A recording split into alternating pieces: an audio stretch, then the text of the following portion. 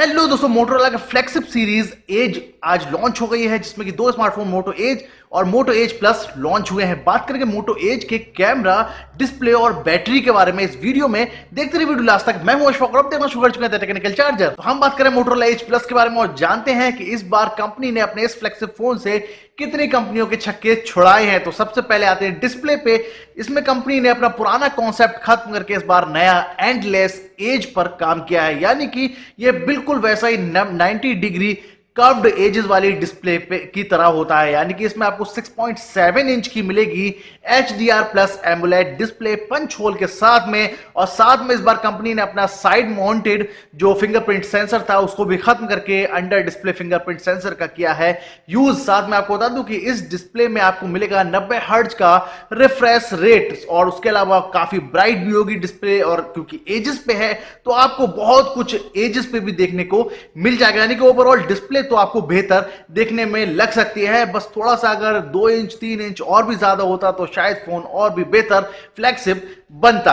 अब आते हैं कैमरे पे। तो मोटोरोला ने इसमें दिया है ट्रिपल रियर कैमरा सेटअप, जिसमें कि मेन सेंसर 108 मेगापिक्सल का जो कि फोकल लेंथ 1.8 अपर्चर के साथ में आ रहा है। साथ में इसमें मिलेगा ऑप्टिकल इमेज स्टेबलाइजेशन भी, यानी कि जिसमें कि आप एज अ गिम्बल इमेज को ले सकेंगे, यानी कि आप जब कभी सफर कर रहे हैं, कहीं ट्रैवल है, जर्नी है, वॉकिंग है, रनिंग है, उस समय पे भी अगर कोई आप इमेज लेते हैं तो आपकी इमेज परफेक्टली उसमें कैप्चर होगी। साथ में इसमें आपको जो 108 मेगापिक्सल के सेंसर के साथ में ज्यादातर हमने फोन्स में देखा है 4:1 पिक्सल बाइनरी, वो भी इसमें आपको देखने को मिलेगा, यानी कि आसपास के जो आपके 4 पिक्सल होंगे वो मिलके 1 पिक्सल बनाएंगे, जिससे कि आपको मोर ब्राइट और हाई क्वालिटी इमेज देखने को मिलेगी। साथ में दूसरा सेंसर 8 मेगापिक्सल का टेलीफोटो है और यह सेंसर भी आपको ऑप्टिकल इमेज स्टेबलाइजेशन के साथ में मिलेगा। उसके अलावा 3x ऑप्टिकल जूम भी आपको इसमें मिल जाएगा। अब आते हैं तीसरे सेंसर पे। तो यह है 16 मेगापिक्सल का अल्ट्रा वाइड एंगल, और यह अल्ट्रा वाइड एंगल सिर्फ आपको अल्ट्रा वाइड इमेज लेने में मदद नहीं करेगा,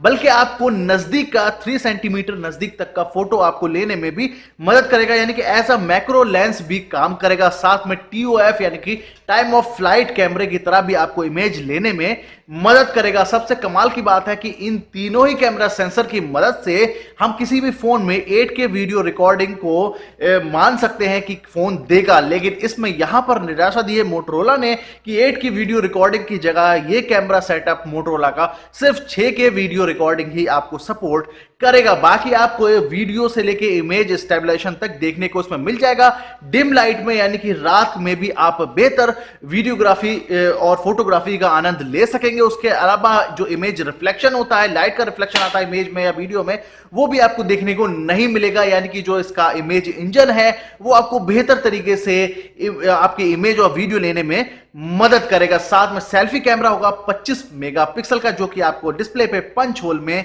मिलेगा। और अब आते हैं तीसरे पॉइंट पे, जो कि है बैटरी और चार्जिंग।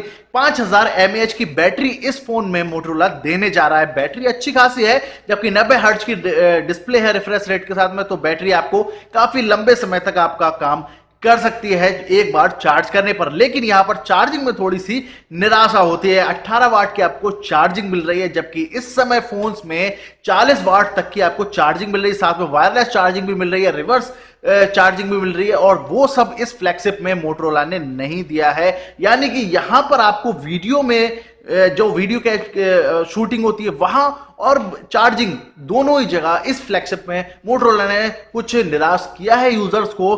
बाकी इस प्राइस रेंज में अगर फ्लैगशिप फोन आ रहे हैं आज के, तो आपको रिवर्स वायरलेस से लेके वायरलेस चार्जिंग और 8K वीडियो रिकॉर्डिंग 108 मेगापिक्सल के साथ देते हैं। फिलहाल अभी इंडिया के बारे में कंपनी ने कुछ भी नहीं किया है। उम्मीद यह है कि शायद ये इस महीने के लास्ट तक इंडिया में, यानी कि जो अप्रैल के बाद मई के शुरू में या मिड में मोटोरोला कुछ डिसाइड कर सकती है इंडिया के बारे में।